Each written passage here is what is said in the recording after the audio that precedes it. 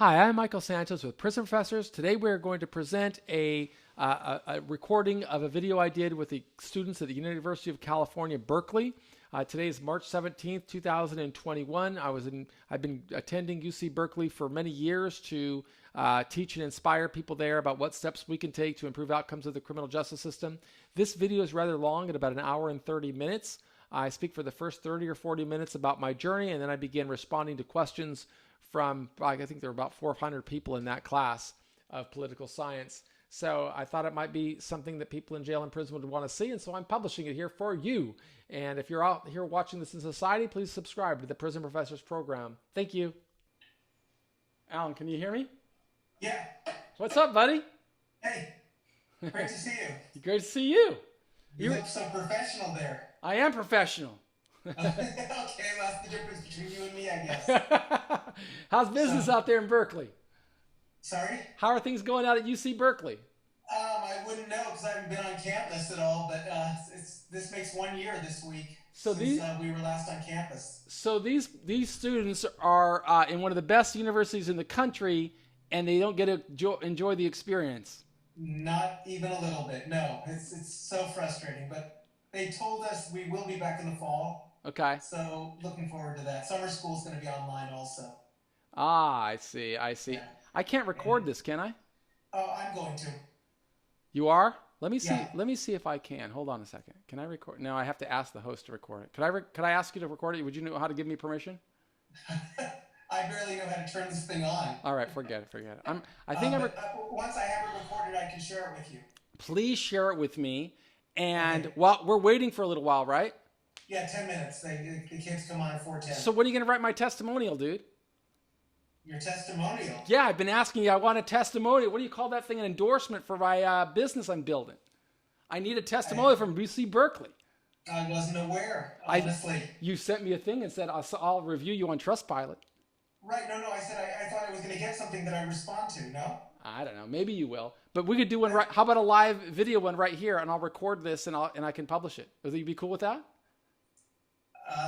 Give me a minute to get going, but I'd be happy to do one. Well, it's super simple. I'm just going to ask you who you are and what we've done, and I've come out to Berkeley how many times and how it's performed. Right now, we are live, so students are going to be joining in. Oh, okay.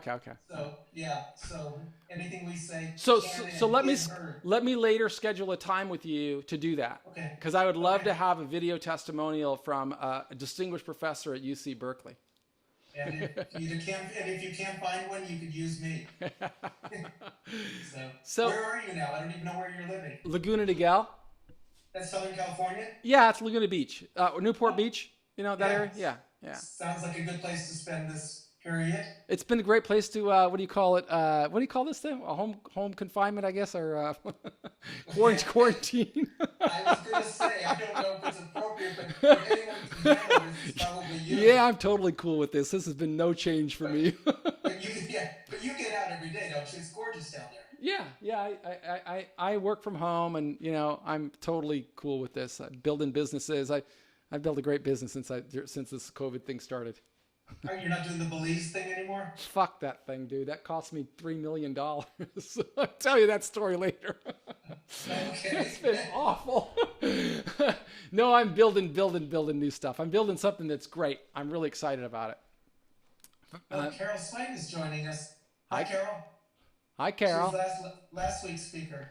Oh, that's awesome. Hi, Carol Swain. But she's not. Hey, sorry, this is her executive assistant, actually. Oh, hi. And I'm joining in because we were confused as to why she got this link, because as far as we know, I'm there's sorry. calendar. Because I forgot to invite Michael for this week. Yeah. Good thing. I forgot to take Carol off for this week. Good thing I was proactive. My mistake. So sorry about that. And if you can let Carol know, I did forward all the materials that she sent to me to my students. I think she's on mute. She doesn't know she's on mute, I think. I can see that she's on mute. Oh, sorry. I was just saying thank you so much. I will let her know. Okay, yeah, tell her again. Thanks so much for everything. I appreciate it. Will do. Thank you. Okay. You guys are great. Thanks. Yeah, I'm supposed to each week put who's the new co-host. It's a good thing I was proactive because I didn't know. I didn't know. Yeah. I was just looking at my calendar. I said, "Oh, I got that Berkeley thing today. I have another one with USC next week." Well, I have two lame excuses if you want to hear them. One, Love him. at 5 o'clock today, I'm on spring break, so I took spring break early. Mm. And the other one that's even more lame is because I have nothing to do, I get absolutely nothing done. I have all the time in the world to send you an email. I'm literally just hanging out, you know. Are you going to Florida for spring break? Am I going to Florida? Miami Beach. Yeah, me and the kids that get arrested. That's as of now. I'm not going anywhere. I don't know. I went away for Thanksgiving for a week, and that's been it. Have you traveled at all this year? Lots. I mean, try to be safe, but I mean, I have been safe. I've been fortunate. Yeah, I've been in New York like probably 5 times, and where else? Kentucky, Okay. Louisiana. Was New York kind of a ghost town or no? Yeah, it was. It was a ghost town. Yeah, I was because just. my daughter and I last March were going to go for spring break, Mhm. and then got canceled, and now a year later we're still not going because I don't want to go until it really opens up. Mm-hmm. I can't see being in New York at this time. Well, it depend. I mean, I was there for business, so it Right. didn't, No, that's matter. But Yeah. I mean, the restaurants were not open most of the time. They became open the last time I was there. Last time I was there was like a month ago, I would say, and they were dining on the street. I went to Sparks. No, so they allowed us to go in to restaurants the week before I left. So I went to Sparks Steakhouse, which was awesome. But the theaters are all closed too, right? Oh now, yeah, so- they were all closed. yeah, that's the kind of thing. So you want to quickly say what kind of businesses you're doing? Sure. So I'm really excited about it. Let me just tell this guy. I'll call later. I am building this business called Compliance Mitigation, and it's from my other work where we work with law firms and people going into the criminal justice system, and we help them prepare for a more successful journey. But through that process, you'd be surprised how many business owners and professionals I have met. In fact, I even met an academic who went to prison, got indicted because she had a deal with a publishing company, and the publishing company was paying her expenses, but simultaneously she was submitting expenses to her university, and they indicted her. and so, you know, I found so many people that didn't understand how easily they could be making decisions in the course of their career that could lead to a problem. I said, I'm going to build a business around this. And so I built this business called Compliance Mitigation. What we do is we create compliance programs, but from a perspective of somebody who's gone through a government investigation and faced the outcome. And so actually my motto is, we did the time so you won't have to. I like it. And I've got a television commercial coming out. And yeah, I'm just working like crazy 7 days a week, but loving every second of it. And then I still do a lot of pro bono work where I create digital content for people in jail and prison, and I distribute it to jails and prisons across the country. And yeah, just working all the time. Is that business going national then? I mean, Yeah. All my businesses are national. Wow. Yeah, they're all over the country because you know, the government never sleeps, so we got to help people. I guess you're making up for a little lost time. I the love work it. of 100. Well, yeah, but I've got a great team now. So I hire people. I hire only formerly incarcerated people, and I give them jobs. But I mean, they're really skilled and talented people, like former lawyers and doctors and hedge fund guys who went through the system, and they become my subject matter experts. And it's awesome. Do they have trouble, let's say, a lawyer who served time getting jobs? Awful times. This will be a good question during our thing. I'll speak about how I built it. In fact, tell me how to serve the class best today, because I'll weave that in, because I think it's important to talk about that. You know, I was writing down your bio, but I realized I think it's probably best if I just introduce you. You tell it. Yeah. Just introduce me. I'll just introduce you. And make sure you let them know that the first time I came there, do they know that I was in prison? Of course. No. Oh, then just say. Only the 51 that are currently listening, but the rest won't yet. Okay, well, if they don't know, then they don't even know who today's speaker is. Okay, so when you bring me in, maybe the thing to do is to say that, you know, I came to speak there in 2012, the first time, and just say he's been a recurring guest and he's going to tell you the story why, and that's all. Okay. And then I'm going to tell them, I'll walk them through it all about, you know, how exciting it was for me. If you remember, we went to lunch, and I was Oh, sure, of course. I couldn't wait. Yeah, it was so exciting.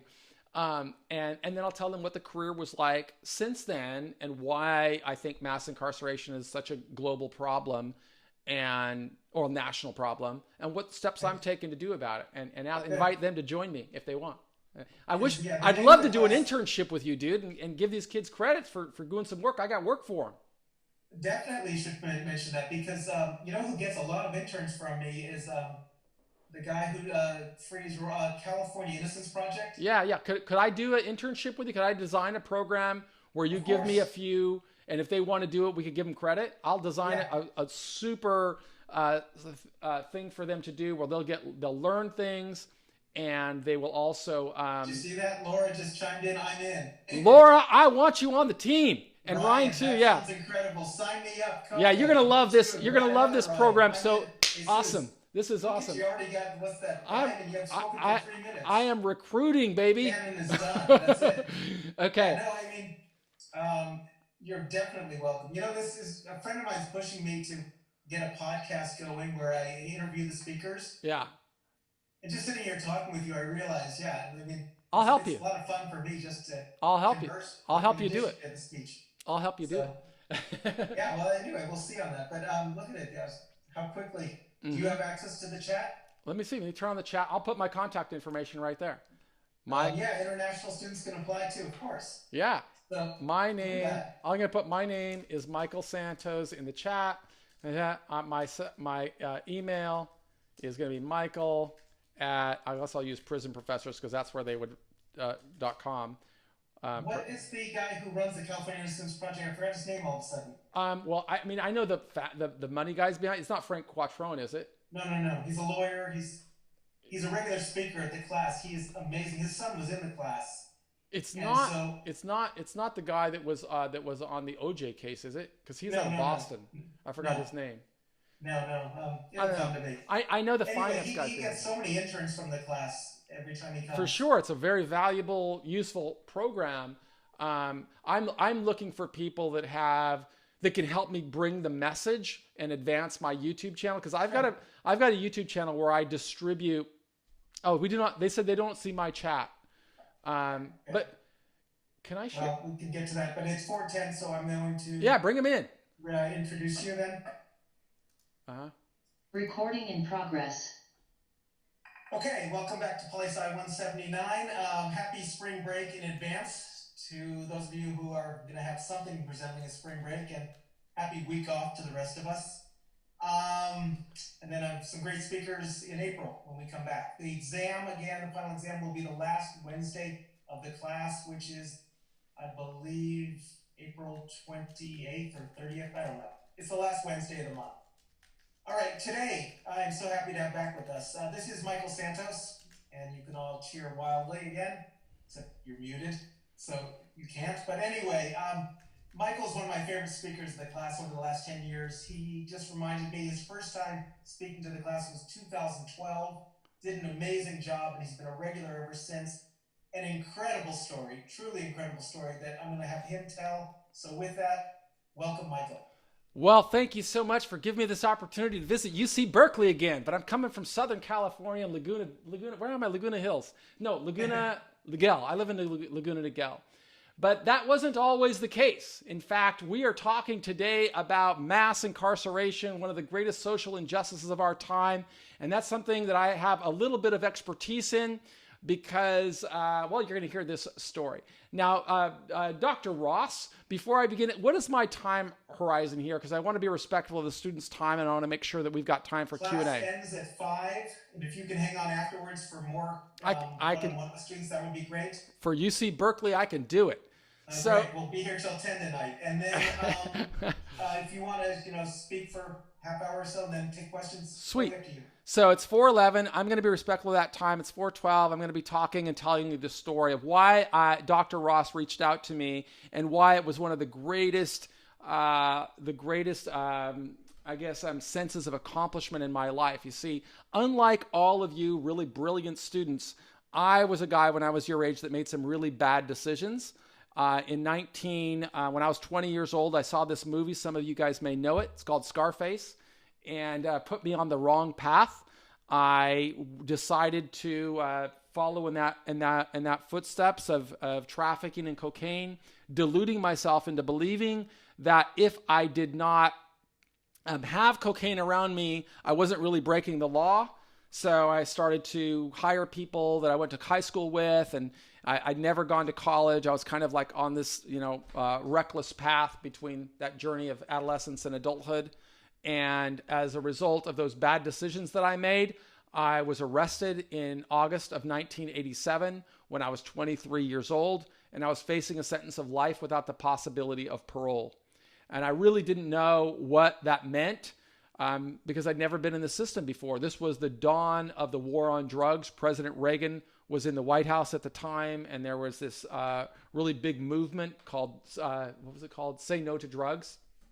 And I was one of the person that didn't say no to drugs, and I suffered the consequences of the really bad decisions that I made. So when I was arrested, all I wanted to do was to get out of jail, and I just kind of told lies to my lawyer, to my parents, to everybody else. I would say I didn't do it, and that was a bad path. It resulted in me going to trial, and after that trial, I took the witness stand. I lied on the witness stand, committing another crime, which is called perjury, and I was convicted of every count and facing a sentence of life without the possibility of parole. So I didn't know what that meant, but I knew that I had made some really bad decisions with my life. That was the first time I kind of had a wake-up call that said I'd really derailed the decisions that I had made, and I have to do something better. And I didn't know how I was going to do something better. I just had to start thinking, what can I do? Is there anything I could do? And although I can't see your faces right now, I was thinking about people like everybody who's on this webinar, law-abiding, contributing citizens who are striving to do good in society. And I started to just kind of ask this question, is there anything at all that I could do while I'm in prison to, have a second chance at life, to prove worthy of having people like you see me not for the bad decisions that I made when I was 20, but rather what I could be doing to make things better. And that's like a yes or no question. And I said, yeah, there's probably is something, but I didn't even know how the answer. I didn't know how to find it. And it was then led me into some reading and looking for guidance and people who've gone through struggle. And one of the books that I read, one of the first ones I read was the Homer book, The Odyssey. And it's a story of this guy that goes to war and fights a war, and it takes him 10 years to get back because of some bad decisions. And I remember saying, God, 10 years to get back. I got to start thinking about 10 years, and all these battles I'm going to have to face if I'm ever going to make it out of this place that I'm in, this prison. And I don't know how much sentence, I don't know how much time I'm going to get. And so I said, that's what I have to do. I have to find ways to get stronger and to make sure I can get through this with my dignity intact. And how am I going to do this? How am I going to make it so that people in society don't see me as a drug dealer, but rather as a good person? And so that led me to another Greek mastermind, I would call Socrates. And I read the Republic. And when I was reading the Republic, I read the story of Socrates being in jail. Was it in the Republic? Maybe it was in the Crito. It was the Crito, where Socrates is in jail, and he receives this visitor, and the visitor offers him this opportunity to go home. And Socrates says, I'm going to stay here and serve my sentence, which is death. And Crito tells him, but you're going to die. And he said, yes, I'm going to die. And this is a life-changing moment for me when I read it. I mean, I still get chills when I think about it, because I remember being inside of a jail cell, lying on a bed with my head behind my back, reading this book, or looking up the ceiling and feeling like the walls are closing in and going to suffocate me. And Socrates has this opportunity to get out, but he says he's going to stay and die. And his friend says, why would you do that? And Socrates says, and here's political science, so we'll go to politics here. He says, because we live in a democracy.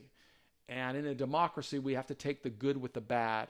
And this is a really bad law, but I broke the law. And I'm not going to run away, like a coward for a decision that I made. I did what I did, and I've taken all the good that the society has given me. It's clothed me, it's fed me, it's educated me, it's protected me from foreign enemies. I got to take the bad, and this is bad. So I am going to take the punishment, and die. And when I read that, I remember thinking to myself, geez, I didn't go to prison and get sentenced for, I'm not in here because of something good. Socrates believed that every human being had merit and every human being could grow. And the law was that you couldn't teach people from high class, couldn't teach people from the slave class. And he said, but I want everybody to reach their highest potential. And for the first time, I think that was really a wake-up call for me that says, I'm in here for a really bad reason, not for doing something good, but for doing something bad. And I need to become good. And that's really what introduced me to Socratic thinking and this concept of Socratic questioning and saying, what could I do better? What will it take? And what can I do with the weakness that I have around me and turn that into a strength? And I made this decision. I'm going to spend every day that I'm in here working to atone and working to reconcile with society. And that was the first pathway toward me really transforming my life. I mean, there's this cliche that you hear that prison can be a tomb. I just read this yesterday. Prison can be a tomb or prison can be a cocoon. And, a cocoon, we know that you transform your life and it's transformative. And that's what prison did for me. It helped me start looking at other people who had gone through struggle and figure out, what do I have to do to emulate their behavior? So then going on from reading Homer's Odyssey and reading Socrates and Plato and Aristotle, I went to read other people who'd gone through struggle, like Nelson Mandela and Malcolm X and Viktor Frankl, and all of these amazing human beings that helped me appreciate the reality that we're all on a journey. And when we're on this journey, we can make good decisions, we can make bad decisions. And the good person isn't the person that did something, that did something great in his life and then did something bad. And the bad person isn't the person that did a lot of good things and he did something bad later and now he's bad. The reality is any of us at any given time are good and bad. And we've got this pull in us. And we as a society, as a political science community, have to all work on trying nurturing the good out of all of us and trying to build a stronger, more vibrant, more cohesive society. And that's what I wanted to do. And so I'd look for leaders and they helped me start figuring out what is that going to take for me to become better. And I was in a jail cell when that happened, staring down. I didn't even know what I was going to be sentenced to at that time. I knew I was facing life. And I started thinking about people like you. I said, what would they want? And I came up with this 3-pronged approach. And that approach was, number one, they would want me to work toward educating myself. Because if I could educate myself from prison, it would show that I don't want to be a criminal. I want to be a good person. I want to be a member of society. And then 2, it would show what else would you want? You would want me to contribute to society in some kind of meaningful, measurable way. And that would show that I don't want to be a criminal. I want to be a contributing person. And then 3, I would need to build a strong support network of people that don't know me and that I don't know. And I need to find a way to co-opt those people and bring them into my life. And that became my 3-pronged approach to get through this journey. And so I started writing. I didn't have any money because I'd lost everything. I lost my liberty. I'd lost all the money that I'd earned. I'd lost the woman that I was in love with, and I was afraid. But I started to think, okay, I got to get through this. What's it going to look like? And here's a life lesson that I think is appropriate for all of you brilliant young people who have worked so hard to get into Berkeley, but you've got a life ahead of you. And so I'm going to ask you and task you with this question of how are you defining success?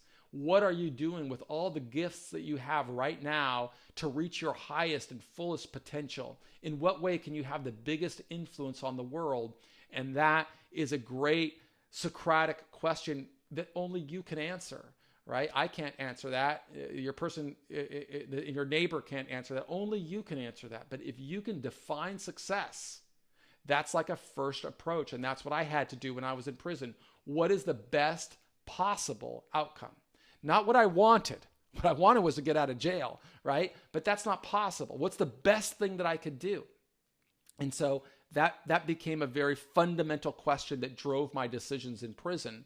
And then said, okay, well, I know that what I want to be able to get through this period and come back to society and be able to put on a suit and tie, and nobody will know I served a day in prison unless I told them. And that's success for me. If I can get back and I'm not going to be dehumanized as a formerly incarcerated person, I'm going to be able to build a career. That's going to be success. And so I said, how do I architect that? And that leads me to another question. And that's, I've got to document a strategy. That's what you've got to do. If you know what it is you want, now you start documenting that strategy. If you know that Berkeley is a great step, okay, that opens an abundance of opportunities, and you can have a huge impact on the world, just like many of people who went to Berkeley have done. You can do that, and you can think about this. And so you think about defining that success. Well, that means you've got to document it and start documenting it today. And the next thing that you've got to do, and that's what I had to do. So I documented what success was going to be for me. And Juan Abrego, thank you for asking a question. I promise you I'll answer. I just want to go on here with a story. Please answer all questions. There's nothing anybody can't answer me, but I'll tell you the background story first. So the next thing I've got to do after I define success is I've got to document it. And I got to tell the world, this is what I'm going to do. And then I want you to hold me accountable. And then I've got to create my tools, my tactics, my resources, just like you have to do. To become something more, I've got to not talk about it, I got to do it.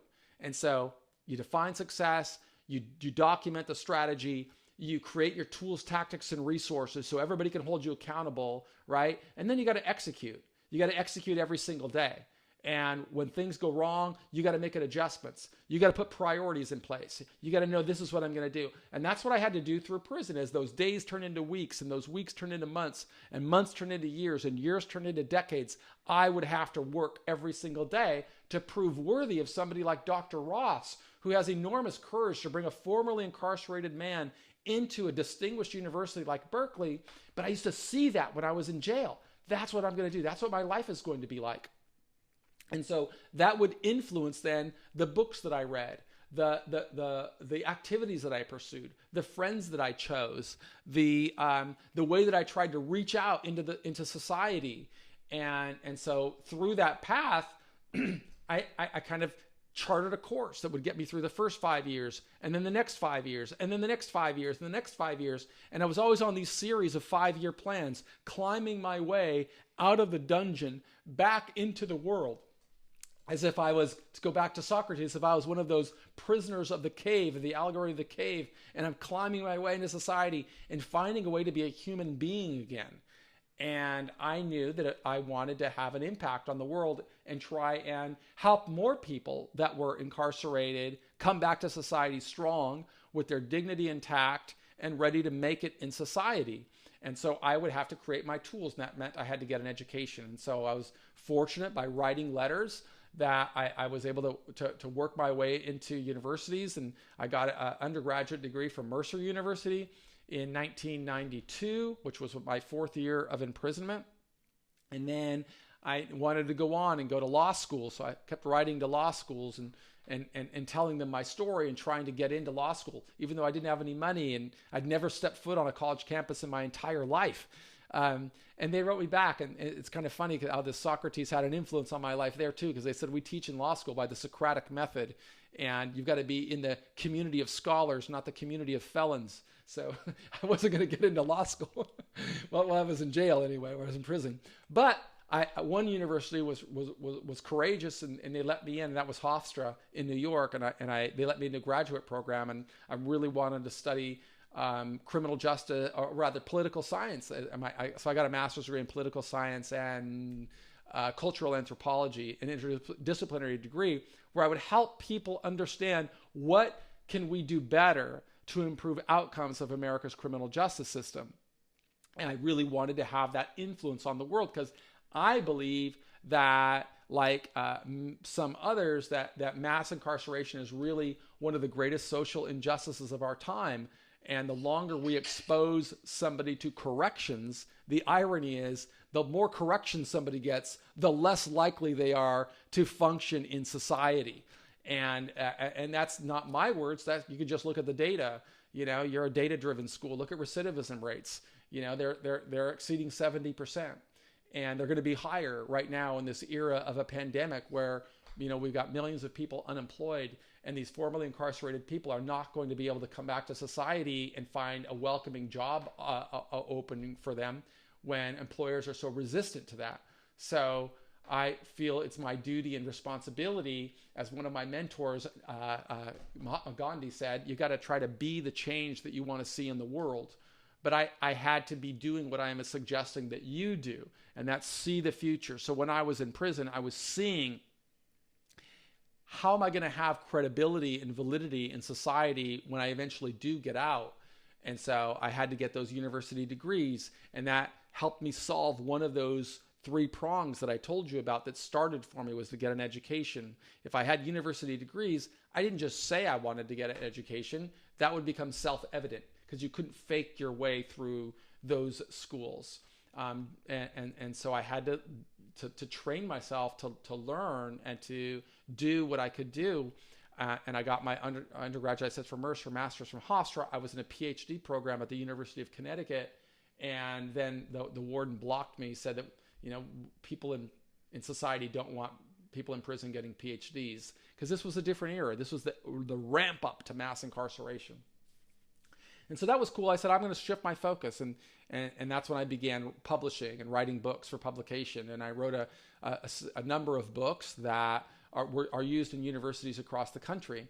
And they're used in criminal justice programs. And so that helped me demonstrate that second prong, where I'm contributing to society by writing books that university professors are assigning to students.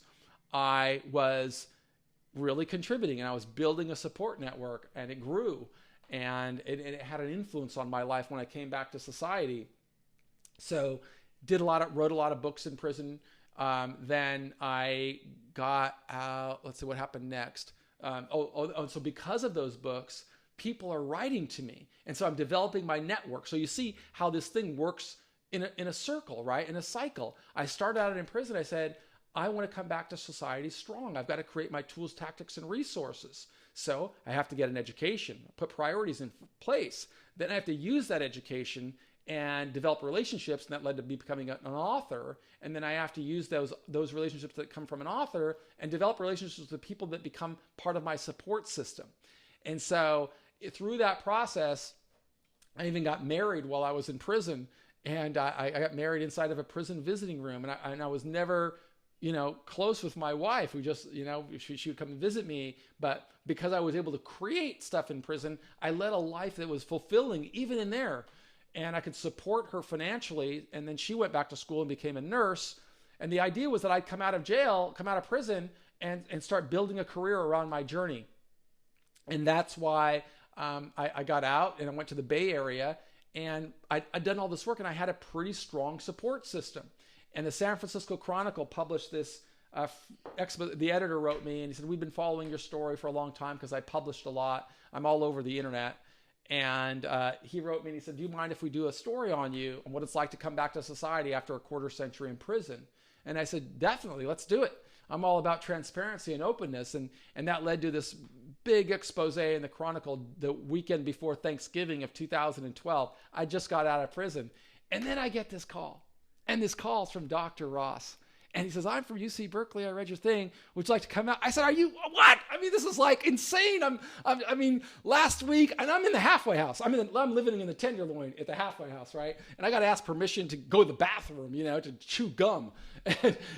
And I got this opportunity to go to one of the best schools in the country. And in that time, I had never before stepped foot on a university campus. And so I'm so excited. I reach out to Dr. Ross. I said, please, would you let me come to the campus? I just want to walk around. I want to see it. I'm going to hire a videographer. I'm going to build my career there. This is going to be awesome. And he fills that studio, that awesome place at Wheeler Hall, which I'm sorry you guys don't get to experience because it's a beautiful experience.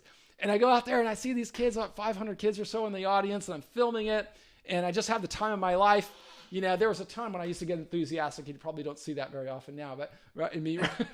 But I was just like over the top excited. And it was just one of the greatest experiences of my life. I mean, I'm with the brightest kids in the world, and the reality is you guys want to change the world. And I know you want to change the world, because if you didn't, you'd be at Stanford, right? I mean, you guys are change makers, right, at Berkeley. So you guys got like an amazing reputation for having social influence and social justice. And I know it's 4:32 and I've bored you for a little while. I think he said I had till 4:40. So I'm going to keep going for a little while longer, but I want you to know, I've been out of prison now. That was since that first time I went to Berkeley. Then I got an invitation to go to San Francisco State University. And I thought I was just going there to give a presentation. And they, while I'm there, they say, do you want a job? And I'm in the halfway house, right? And I said, what are you thinking? Landscaping, maintenance work. What do you think? And they said, no, we want you to become a part of the staff. I said, what? They said, yeah, we want you to teach a class. I said, you do know I've never been on a university campus until last week when I went to visit Dr. Ross. And they said, we know all about you. I said, well, how do you guys know? He said, well, when I was in grad school, we used to use your book. So I've been following you for like 10 years. So this is like evidence that you plant seeds early and those seeds grow and they bear fruit. And that's what changed my life. And so I started teaching at San Francisco State University this course called the Architecture of Incarceration. And I taught there for a year while I was simultaneously building businesses. And I built a business called Prison Professors that we create digital content to teach and inspire people who are either going into the criminal justice system or are in prison. And I think that many of you students should consider joining me as an intern. I spoke with Dr. Ross about it before the class started because I need interns. I need people to help me scale this model. And I need people that are experienced in social media, that are interested in helping be the change that we want to see in the world. I create digital content that I distribute to jails and prisons, and we're in every state prison in California. And those people in prison, they even get time off their sentence for going through the Prison Professors programs. And I'm building more of those programs, and I'd love to have help because I'm a one-man operation. I'm like a one-man wrecking ball, building things and creating. And I'd love to have a relationship with Berkeley, and that's my. Is that my time, Doc? 4:35, or how much more time do I have? Because I can talk all day. You let them know also. I mean, it was how tough it was. They moved you 19 different prisons, I believe, in 26 years. Yeah, so I was in for 9,500 days. I was federal prisoner number 163-77004. I started in high security penitentiaries, the most violent federal prisons in the nation. I was there for about 7 or 8 years. Then I went to medium security prisons where I was for about a year and a half, I think, if I remember right, maybe 2 years. Then I went to a low security prison in New Jersey. I was there for about 8 years. Then I went to minimum security camps in Florence, Colorado, Lompoc, California, Taft, California, and then I was released from Atwater, California in the Merced area. But all through those, besides those prisons, I was in you get transferred to county jails. And so I was all over the country. I got married in prison, but it was tough. But, I think I felt as though I had a good spirit and good guidance from people like, I was in, hi, Katie, Carla Foster. I got questions here. So I'm going to respond to these questions here. Okay. Juan Abrego, Emma Manis, and Carla Foster. Two of them are thoughts about prison abolition, which is really interesting. Yeah. So students, you can start writing in questions, anything you want to know about Michael's work in terms of changing our current system. If you want to know about his experience in prison, that's what we're going to talk about. There's nothing you can't ask me about my journey before prison, my journey during prison, and my journey after prison. You can ask me anything. I'm 100% open and transparent. Let me respond. And your thoughts about mass incarceration. My thoughts about mass incarceration. I think it's a terrible social injustice. We incarcerate far too many people than our country needs to incarcerate. Many of them are the poorest members of our society, people of color who have difficult backgrounds, and they sadly are not groomed for success. And then there's this repeating cycle of failure that prisons perpetuate with intergenerational recidivism rates. And so it's really a sad thing. but I know that we can overcome it. And I'm really an individualist, and I tell every person that I meet in prison, we can't depend on the system to change our life. We've got to change our life. And I'm always asking them to help me, just like I'm asking you to help me. I have to ask people in prison, get an education, demonstrate that you're not part of the criminal underground, and focus on building success. And I strive to help them do that so that they can help themselves and come back to society strong. What do I feel about prison abolition? I'll be honest, there are some people in society that prison should hold. I look at it, there's a continuum, and this is where I need your help. I would say if we looked at a continuum, and don't take me for scientific data here, but just take a continuum and say 10% of that continuum of people are people that don't belong in prison at all. They should have never gone there. It's situational. Something happened in their life that resulted in them going to prison. They were driving. They came home. They saw their wife in bed with somebody, and they flipped out and they shot them, and they're in prison. And it's bad, and it's awful, and it's irrational. But it's not going to be characterized their life. And the reality is they could probably come home today and they're going to be fine in prison. They're going to go back on with their life. Victims are suffering. I'm not undermining that. I'm just saying 10% of those people are really not criminogenic. Go to the other side of the continuum. 10% of those people are really evil. And as I said, I was in high security prisons for 8 years. And there are people that, regardless of anything, they want to prey on other people because of whatever background they had. That's what happened. But there's 80% in the middle. 80% of the people in the middle that they don't know which way to go. And they get exposed to corrections and they get influenced. And because of the way corrections operate today, we are losing those people. And many of those people are perpetuating this path because they have no hope. They don't believe in themselves. They don't know how to navigate the way. And you've got a system that's kind of squashing their spirit. And I feel as if I have a duty and a responsibility as somebody who's come back to society with many blessings and have been able to build businesses and become successful despite the lengthy time I served.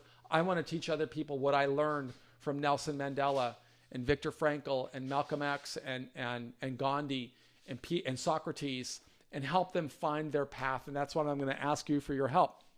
With regard to prison abolition, I don't know the answer to that. I think that we need to change the sentencing system so that instead of measuring justice by the turning of calendar pages, we'd create a mechanism that would allow people to work toward earning freedom. And I wrote a book on that actually called Earning Freedom.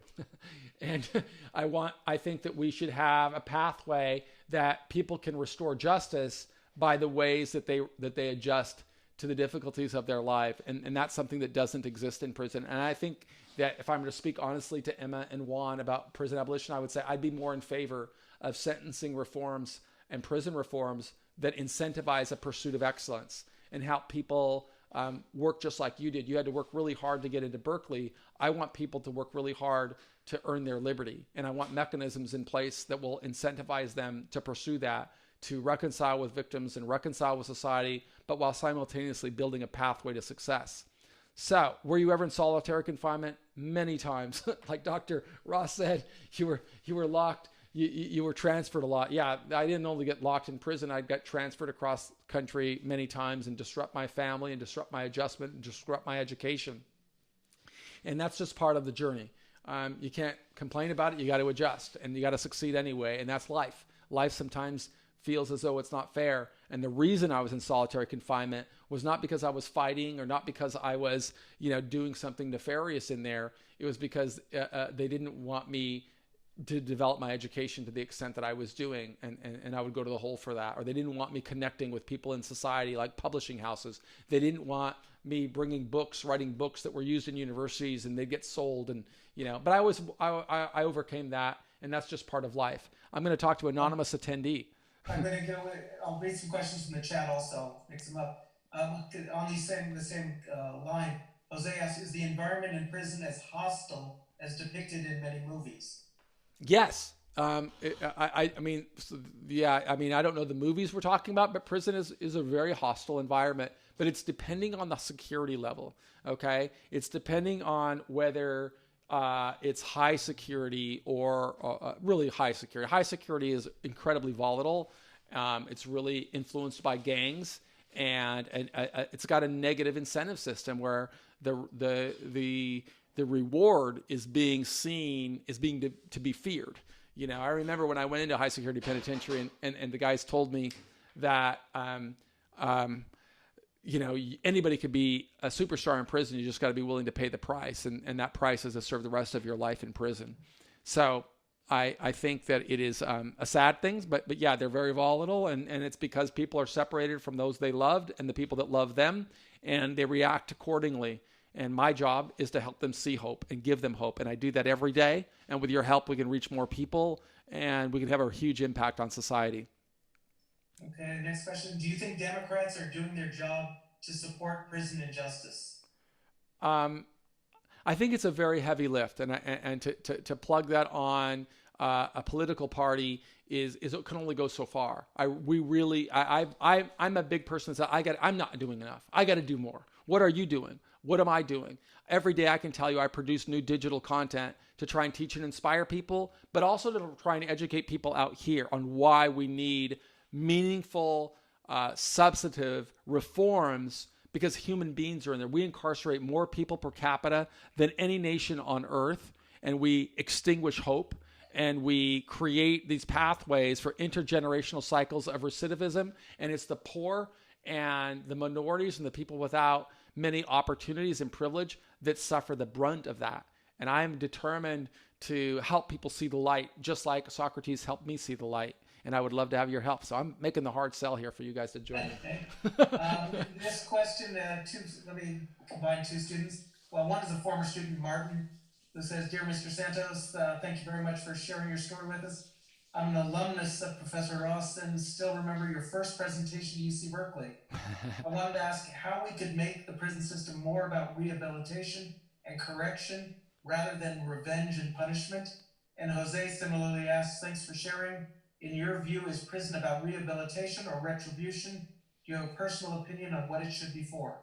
Great questions, and I'm going to expand a little bit on my previous statement about earning freedom, because I think that's really what we're talking about. Now, I know that you've got great educations, and you may be familiar with that story I alluded to a little bit earlier called Plato's Allegory of the Cave, that kind of tells the story. If we've only seen one thing in life, it's what we think is reality.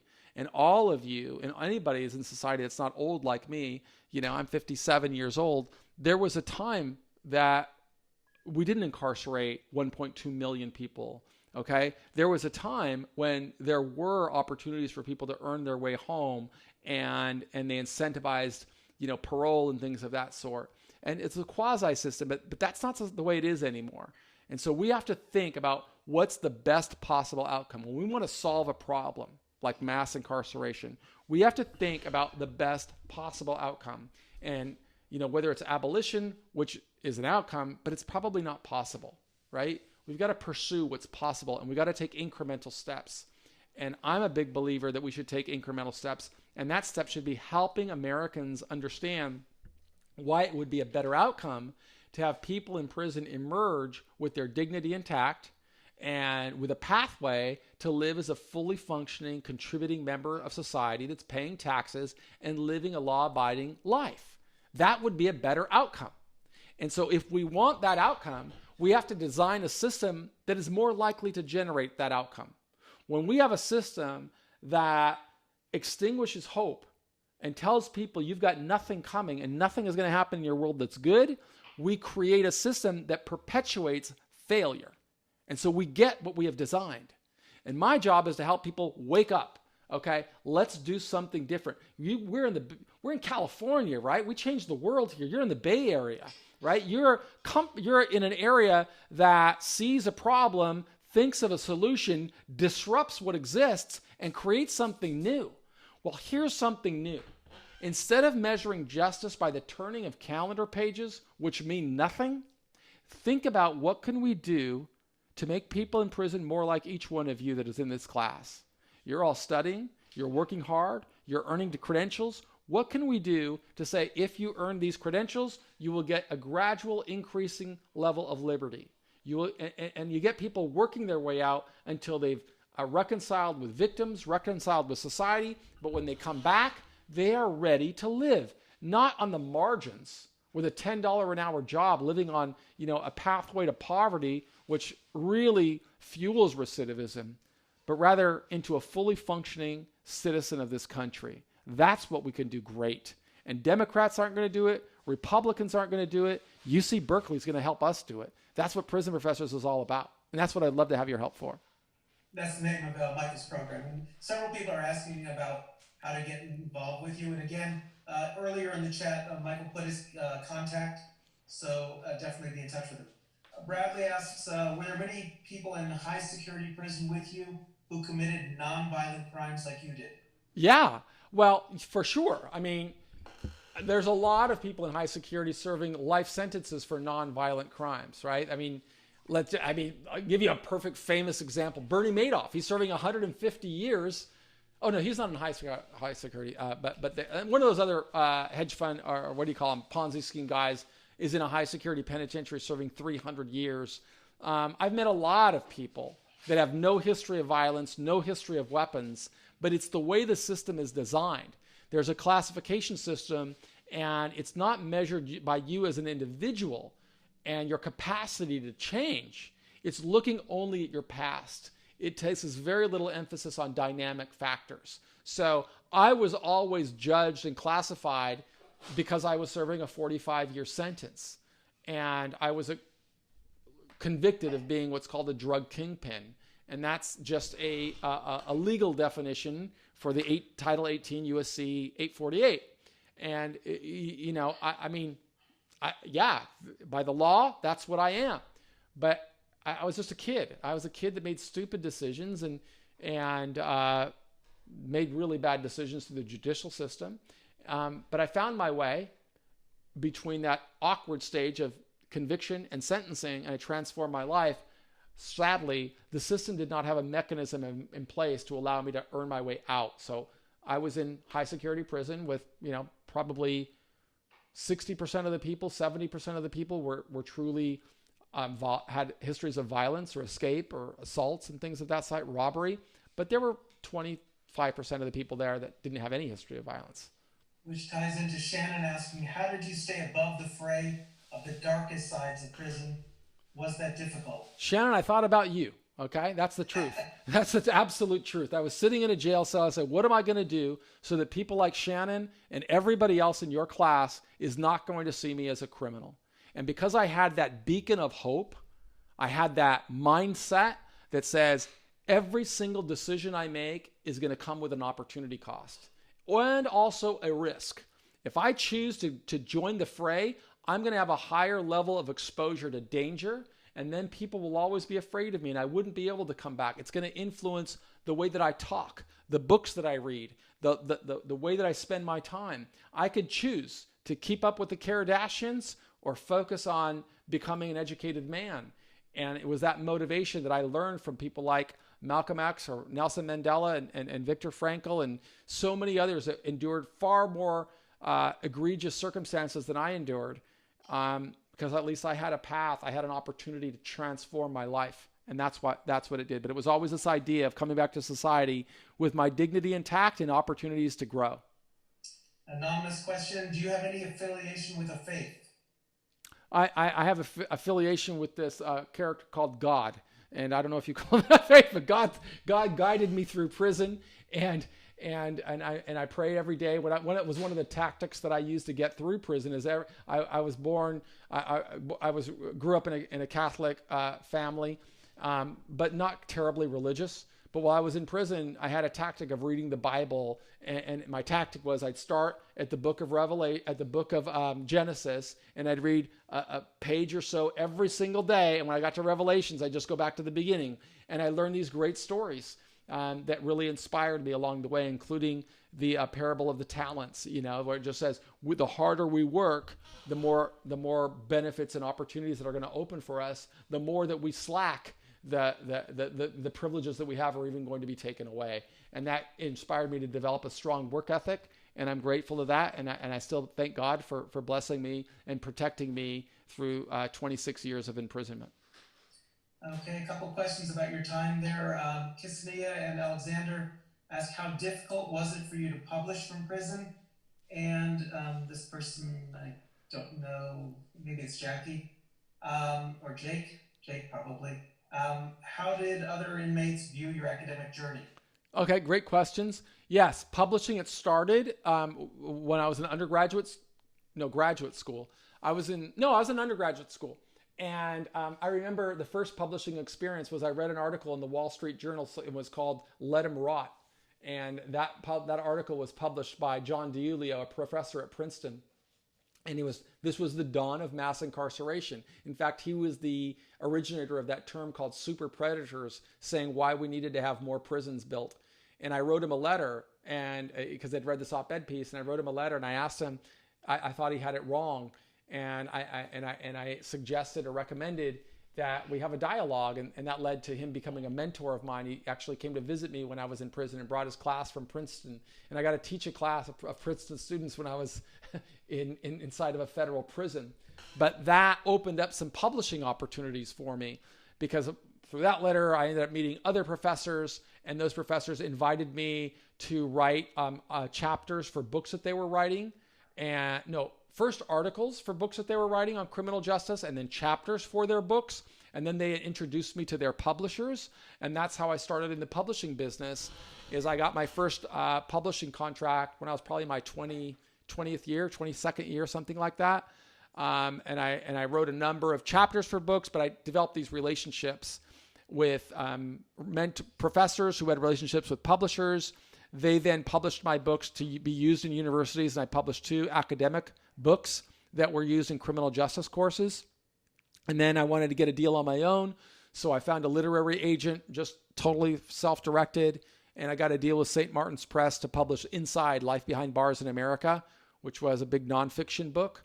And then the internet came out, and I started publishing on my own. And I actually launched a publishing company while I was in prison and started ghostwriting books for other people in prison. And that's how I supported my wife while I was in there. So yeah, always being creative, always being, this way. And so go to the other person's question about how did other people in prison respond to that. They were very supportive. I never had a single fight, never had a single altercation while going through 26 years in prison. And I still go into prisons today and try to teach and inspire people, because I'm really passionate about it. If I can't go in through a person, I'm doing it through videos like this.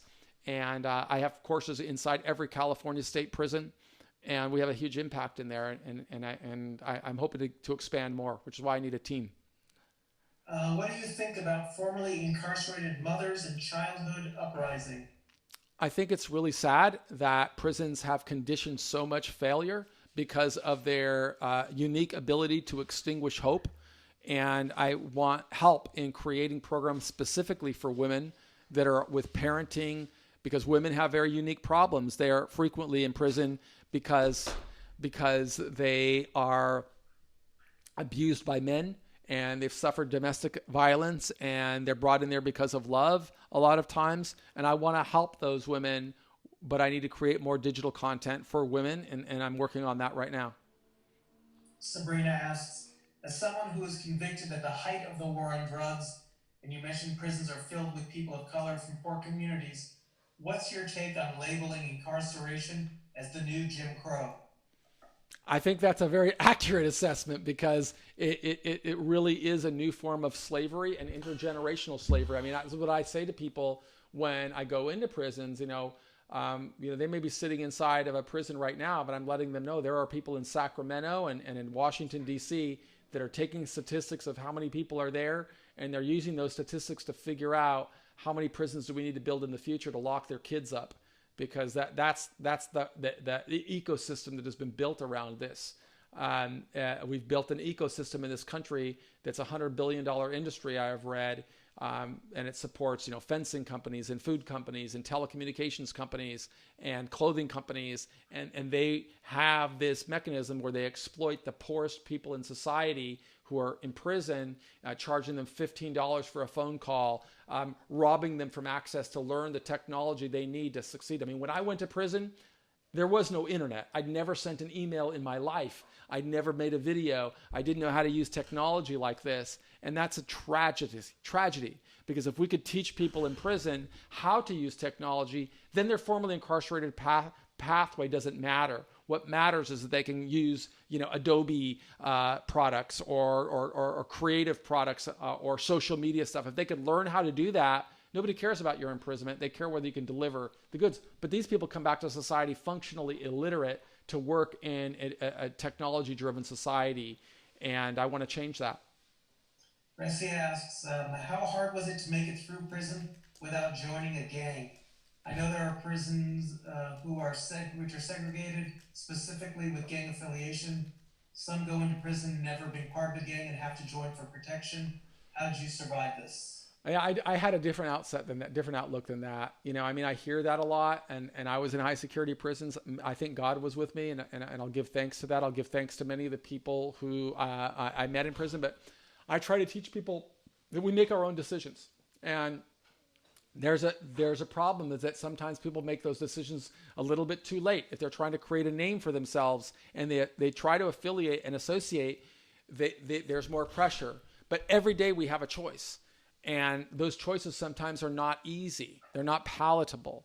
I never was in protective custody, and I never served. I served time on the main line, what's called the main line. It's general population in every prison. If I went to solitary confinement, it was because staff brought charges against me for writing books, or for having too many books in my locker, or for having people like professors come to visit me. There's idiotic policies in prison that say, for example, if you're in prison, you're not allowed to visit with anybody who you did not know prior to incarceration. Well, when I was in my 15th year, I didn't, the only people I knew prior to prison, they were drug dealers, right? So those people could come and see me, but I developed relationships with professors and publishers and even former probation officers, but they couldn't come see me because I didn't know them prior to incarceration. And so it's those kind of idiotic flaws and policies that perpetuate failure. And I just really feel impassioned to change those because I've got a real depth and breadth of experience and I want to share it. Okay, Michael's going to stay with us past 5 o'clock, but we'll ask one more question before I turn off the recording and land on a happy note. Alyssa asks, how did you meet your wife, which is a great story, and how did you navigate marriage in prison? So that is a great story. So here's the story. I told you I was a published author and I was writing books and stuff from prison. And because of that, students read my books and so on and so forth. And one student was kind of Googling me, or whatever. I guess you call it Googling, but not only Google was around at that time, using search engines, Yahooing me or whatever it was. And he found out where I went to high school. And I went to Shorecrest High School in North Seattle. And they were having a 20-year reunion. And the person coordinating that reunion was this girl that I knew when I was in high school. She had the good sense to stay away from me because I was a kind of a reckless kid back then. And so we weren't very good friends. But she was coordinating the high school reunion, and she gets this unsolicited email from this kid who says, hey, I'm studying this book from Michael Santos, and is this the same high school where he went to, Shorecrest? And she said, yeah, why are you asking? He said, oh, well, he's in prison. and so Carol, she writes me this nasty letter, and not the kind of nasty letter that a guy in prison wants to get. She was telling me how bad I was when I was in prison, and, I'm reading this, and I sold drugs, and, but by then I was 35 years old. And I remember showing this letter to these friends of mine, and I said, look at that. She seems really angry. She must be a Republican, And I said, but I'm gonna try and convert her and turn her into my girlfriend because I knew her before, So I started writing her these letters, and we kind of become friends, and I kind of nurture the relationship with her, and then she starts to see me a little bit differently, and for 9 months I'm kind of courting her through snail mail, writing letters, and then eventually she comes to see me. And our relationship grows closer, and we romance a little bit in prison. But, the way you can romance, I can't even kiss her, right? So we're just getting to know. And through these letters, I court her, and we fall in love, and we get married inside of a prison when I had 10 years to go. And I just laid out the vision for the same thing I'm suggesting that we do. We define success. What's the best outcome? I'm crushing it in prison. You know, I'm earning money by writing and ghostwriting and things like that, and I earn enough money that I can support her. And she goes back to school. She becomes a nurse. She gets a, what do you call it? A CNA, an LVN, an RN. She gets her master's degree in nursing from University of San Francisco, and then she becomes a professor of nursing. And now she works with me, building programs to teach and inspire people. And that's a great story. She's the love of my life, and I've been married now for, don't get me mad at me, but I don't remember. I'm 18 or 19 years in June. So, June 24th. At least I know my anniversary. June 24th, 2003. Okay. So I spent the last 10 years of my prison journey with Carol as my wife. She's the one who had to move 20 times to follow me around from prison town to prison town whenever they transferred me. Michael, awesome as always. Thank you so much for joining us. Really appreciate it. I'll end the class here, and then I got to get a recording of this. I'm Michael at prisonprofessors.com. It's easy to remember, but if you just remember I'm Michael Santos, I'm the easiest person on the planet to find. Google me. I'm on all 10 things. All right. Fantastic. Recording stopped. That was fun. Okay, I'm going to, what I'll do is unmute once the students who want to stay on. Yeah. And that way they can ask you the questions, but there's so many good questions that still haven't. I can read through them. I got the chat right here. I don't mind answering every one of them. Okay, I'm going to allow them to talk though, because I think that's more fun if they get to Abby! Start answering. Okay, I'm cool. You guys figure it out. I'm here for the ride, loving my day at Berkeley. Go ahead and start. Let's see. Here I'll find some. Let's see. You want me to just start and I can knock them all out? Interesting. Thank you very much for sharing your story and work. How do you view the prison system's handling of COVID? With growing infected rates in prisons, what solutions would you propose to protect people within the spaces? Well, that's one area where I can say I was pleasantly surprised at how some prisons responded by letting people out and serve a portion of their time the remainder of their time on home confinement. And we actually, through our work, we were instrumental in getting some people out that were able to leave that really terrible place, because in prison you cannot social distance, you don't get the personal protectional equipment, you can't follow the guidelines of CDC. And it's just awful. So I feel very badly, but also besides that, it became really what I would consider inhumane that they didn't have access to visiting, they couldn't use the phone, they couldn't participate in educational courses, they're stuck in a place. I really empathize with those people, and that's another one of the reasons that I strive to create content, digital content that I teach in there, and we just have a real influence on it, and it's a passion. But fortunately, they did let some people out. They didn't let enough people out. Okay, students who've been unmuted, go ahead and just jump in. Jump in. Oh, hi. This is Ava. My question is, do they try to educate the prisoners, especially the offenders who are going to be let out? Is there an opportunity for education, or I'm referring to like a college degree? Is there, especially in California, are there educators that come in and try to assist the offenders to get their degree? Yeah, well, there's a pre-COVID time and a post-COVID time. So there are correspondence programs. Like I think Coast College is one of the popular ones in California that people can study. And sometimes they allow people to go into the prisons and teach courses. There are some great volunteer organizations that are not academic, but go in there and teach courses and prepare people with credentials. I know some great programs in San Quentin, and I know some great people that are active in that. But yes, you can get a college degree in prison. A lot of times it has to be a non-traditional route, just like you're doing a non-traditional route there. You're getting a degree, but sadly you don't get the full experience of participating on that great campus during COVID. I think that people in prison should figure out pathways that they do it themselves, and that's by writing to universities and persuading them to let you in. But I mean, yeah, I know a lot of people that get degrees in prison. Graham, why don't you ask your question? Hi, yeah, I was just going to ask what your thoughts for decriminalizing narcotics and drugs. I'm a big believer in laissez-faire. You know, I'm not a big fan of prohibition. I don't think it works well.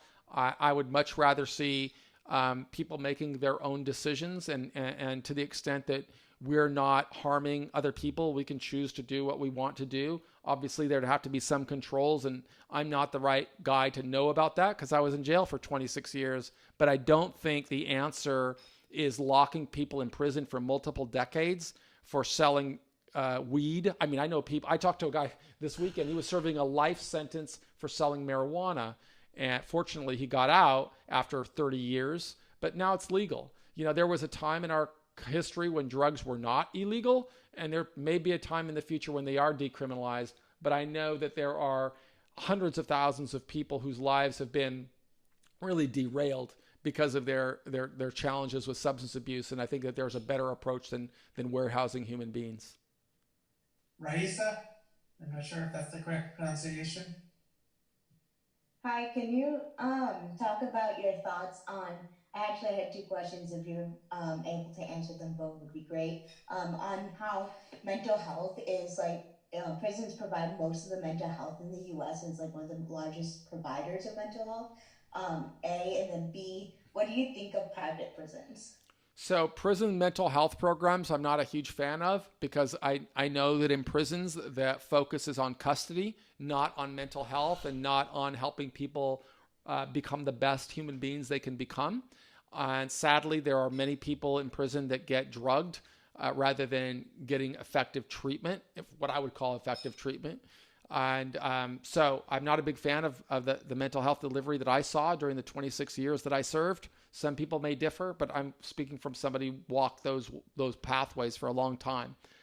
Second question regarding, what was your second question? Mental health and, private prisons. I was in private prison for about 5 years of my sentence, and I can tell you, to me, prison is prison.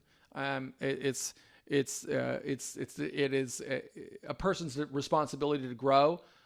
While I was there, I had a great experience. I wrote a few books while I was there and grew. There's other people that had a different experience. And like life, it's about the choices we make. And we make choices. And if we expect the system to change our life, then you're probably not going to have a good outcome. Because whether it's federal prison, state prison, private prison, they're not designed to motivate people to succeed. A person has to learn how to succeed, and that's what we want to teach them how to do. Go ahead, anyone who wants to jump in now? Oh, hi, it's Ava again. I have a question regarding the dehumanization feeling when offenders are let out on parole.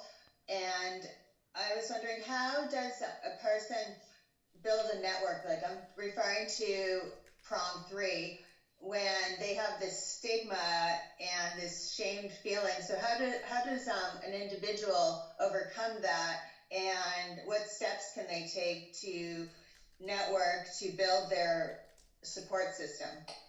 Well, okay, so that's a great question. It really takes somebody to be self-directed, and that's something I teach a lot about, how to become self-directed. You've got to figure out ways to transcend the boundaries of imprisonment, because if you're locked in there and if you don't know how, you're really setting yourself and your family up for more failure. So one of the strategies that I used was by publishing, and this is of course pre-internet, but once the internet became available, I used those resources. That I remember I told you that I focused on building a strong support network. Well, I didn't have access to computers or the internet, but I read about it.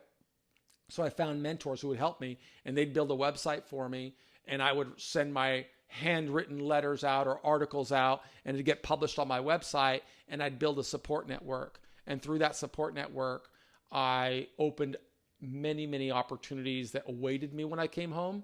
I mean, I became a professor, I built businesses, I became an investor, had an impact on changing society. And I still go into prisons, even though I've been out of jail now for about 7.5 years.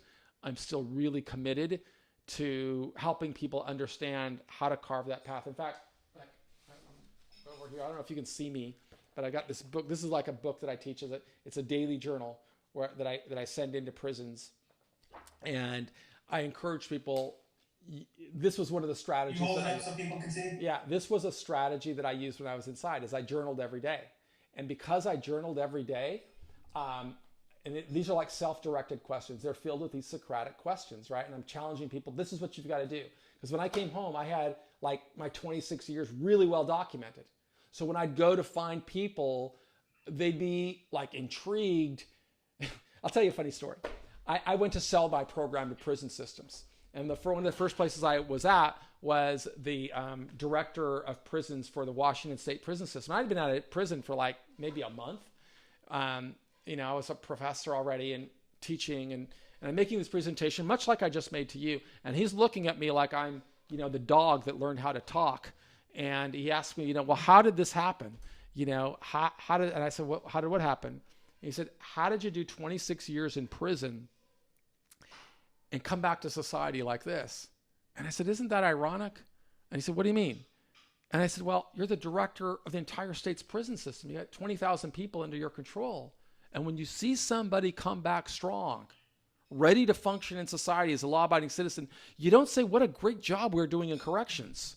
You kind of look and say, what the hell happened? This didn't work. You're not supposed to look. You're supposed to be totally, incoherent and not be able to function. Something's wrong. And that's why I said we need programs like this. We need to show people a better path. And I want your help in helping me to do that. So people definitely learn how to build positive role models and positive support systems.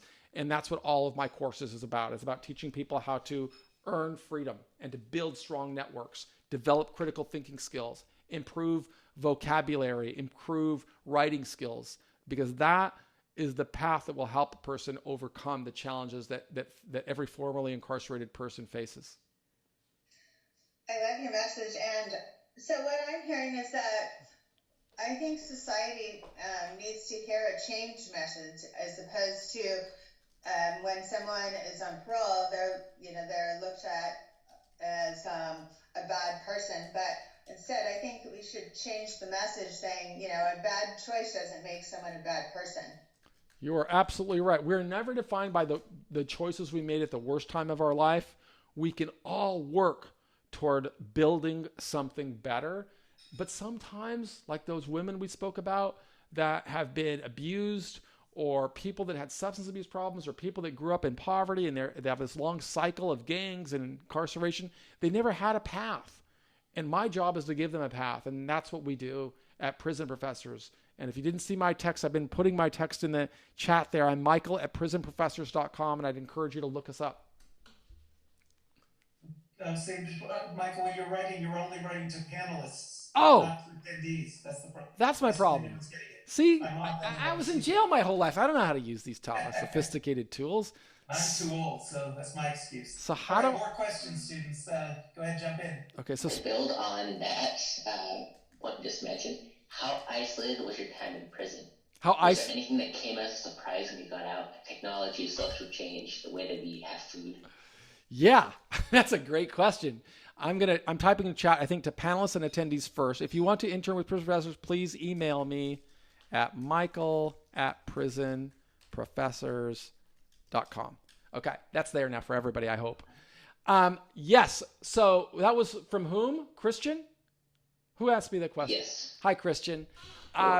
So here's the funny thing, right? When I was in prison, right, I came home and I was ready. I mean, I had an education. I had a lot of income opportunities. I had a massive support system. I had skills. I didn't have any problem in that regard, even though I went to prison before. I remember my wife gave me this thing, right? It was the earlier model, but this iPhone. And I remember I got it. It was the first time I'd seen something like this. I saw it on television, on news, but I'd never seen it. I'm looking at this thing, and I remember going like this. I said, honey, it's broken. There's no dial tone. Because in the old days, when you used the phone, you heard a dial tone when you put it to your face, and it didn't work. And I didn't know how to use it. But I was so determined to learn. I mean, I was in prison. I used to dream of the internet because I'd read about it, right? But it's kind of like you're reading about tennis. It doesn't necessarily mean you know how to play tennis. So I'm reading about the internet, and I couldn't wait to get on it. And I'd been publishing, but I didn't know how to do it. And my wife, I had a website for a long time. My wife ran it. And the first thing I did when I came out of prison, I said, you're fired. I said, I got to learn how to drive my own ship here. I got to figure out how to run my website. And one of the first brilliant things that I did by taking control was I eliminated and lost all of my journal entries for like 20 years. So I made some blatant change and they were gone and I could never recover them. Well, fortunately, I've got recovered in other ways, but I used to have them, all the handwritten ones, on my journal, and I lost them all. So I realized there's a lot for me to learn, like how to send an email, how to make a video. But you see, I worked really hard and I learned. And now I take all of that and I teach other people in prison how to do it. But if you ask what the hardest thing was for me, there were two things. The first was learning how to drive, because I didn't know I forgot how to drive. You think you know how to drive, you're never going to forget, right? But 26 years go by, 25 years go by, you forget. And I had no idea how to do it. And then I realized why that was. It's because when you're in prison, your body never moves faster than your legs can carry it. So for 25 years, that's the situation. And now I'm in a car and things are going like this and I couldn't process the depth perception. So it was just freaked me out, right? It was like being in a hallucinogenic, alternate reality. And it took me a while to learn that. In fact, it took me longer to learn how to drive the second time than it did the first time. I could pass the written exam and I passed the exam, but I was scared driving for like 4 months, really scared. And I was living in the Tenderloin and I'd have to drive up to Marin. So I just passed the Golden Gate Bridge and it scared the crap out of me every day.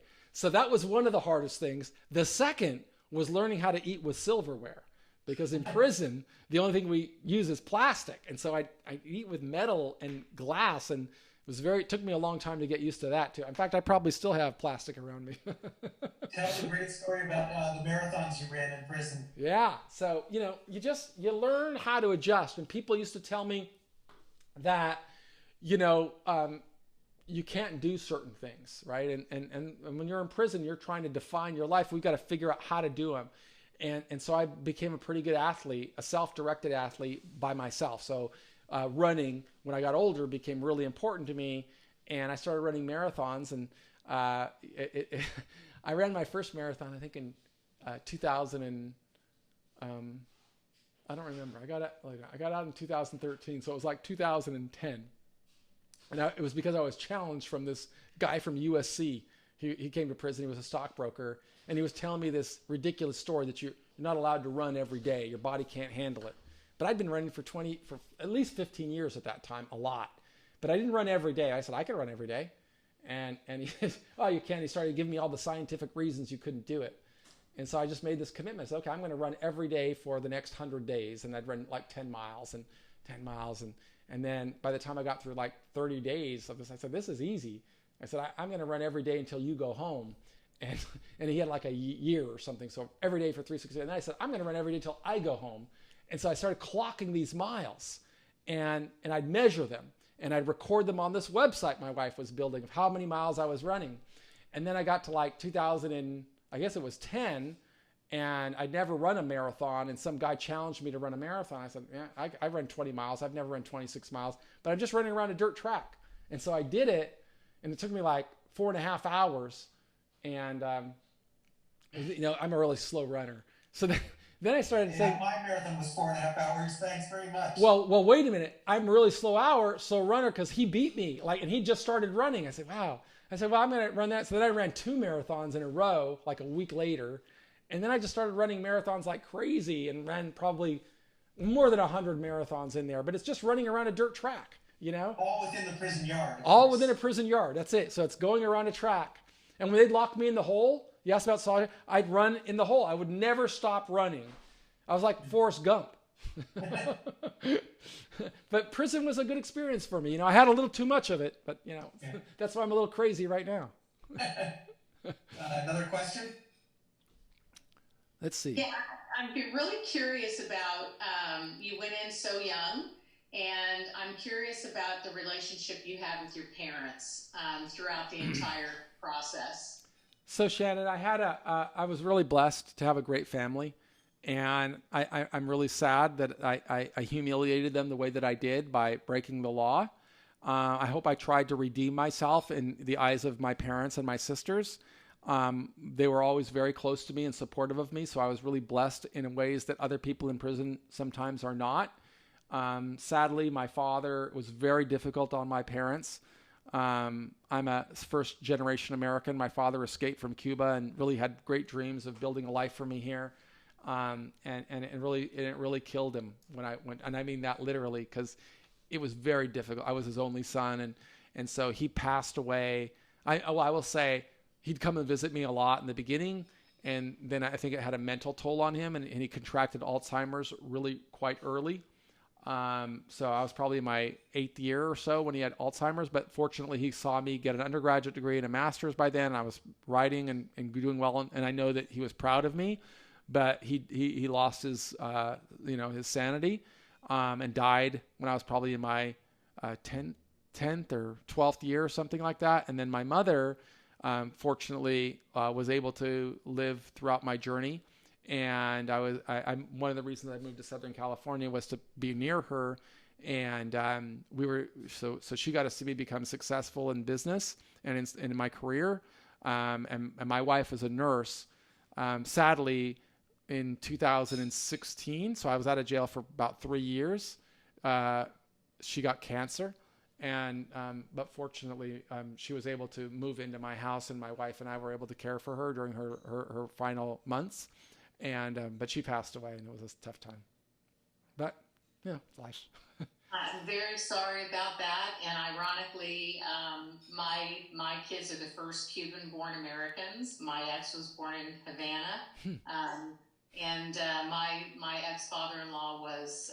They've all passed now, but he served in political prison under Castro. So your kids are like me, American mom and Cuban dad. Yeah, exactly. But my mom was so American, I didn't never learn to speak Spanish. I hope your kids are going to speak Spanish. You know what? They're doing very well.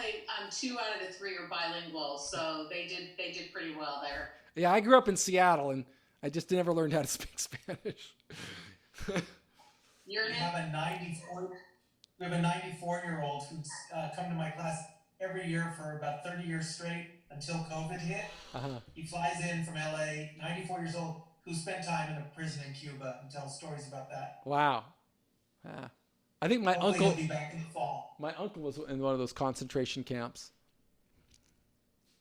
Sorry, Shannon, if I cut you off.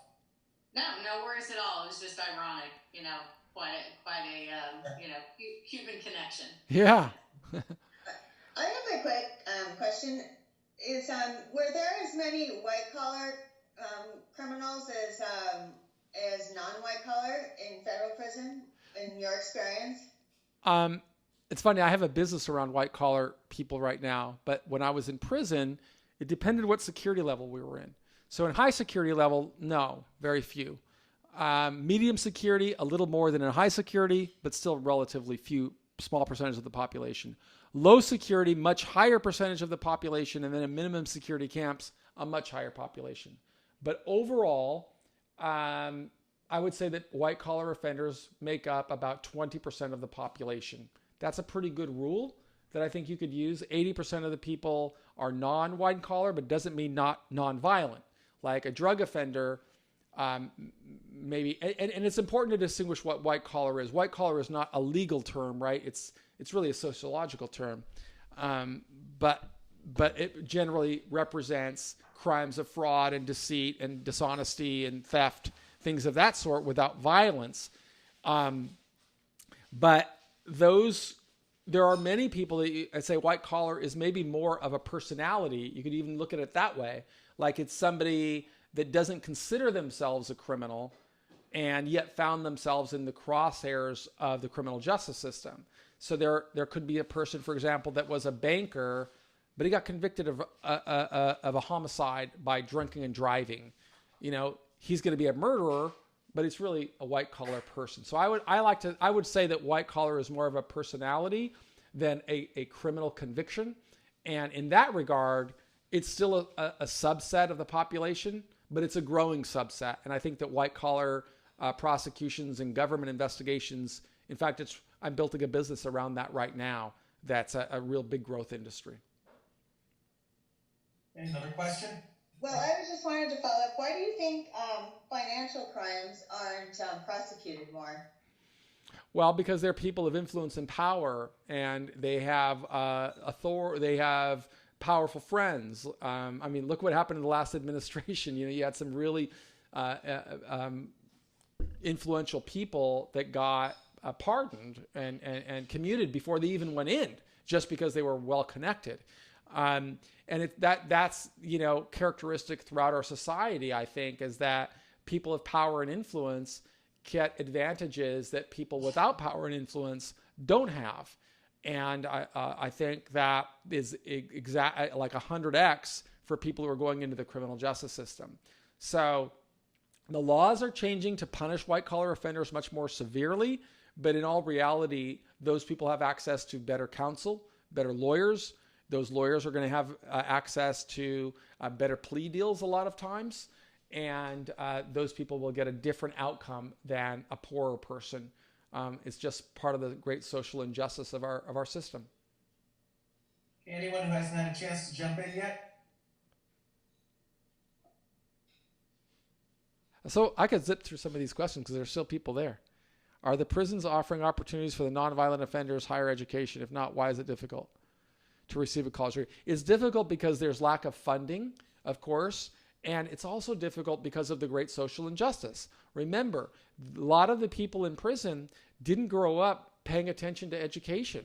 And so many of them dropped out of high school. Many of them never made the connection between learning and prosperity, or learning and higher quality of life, or contributing to society. And so they don't go to prison and say, all of a sudden, I'm going to go to school, and the school doesn't incentivize it. That's a problem. Go on. Berkeley has a great decal called Teach in Prison. Yeah, you can teach in incarcerated people. San Quentin's got a lot of great programs.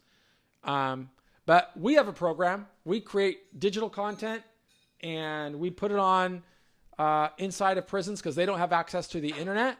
But I can create digital videos and courses, and I do, and I distribute them to prisons across America. And I think that's really important work, because the people in prison really have a great sense of appreciation when they see a formerly incarcerated person who's transformed his life. It gives them hope. It makes them believe that they can do the same thing.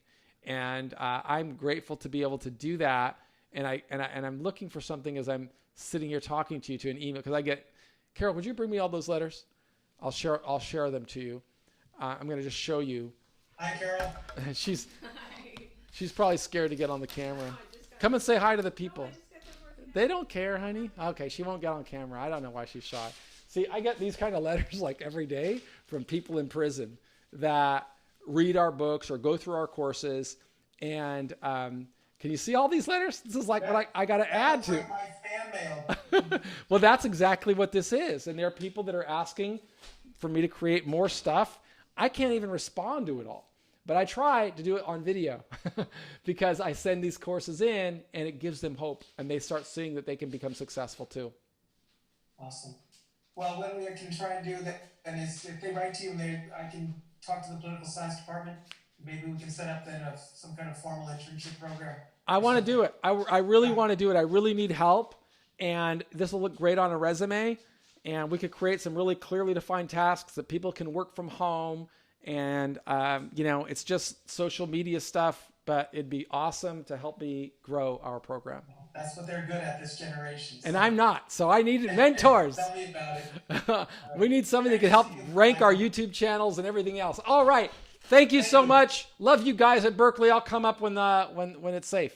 All right. You're definitely invited anytime. Thanh you. Bye-bye. Bye-bye. Thank you so much. Thank you. Bye. Thank you for your time. Thank you.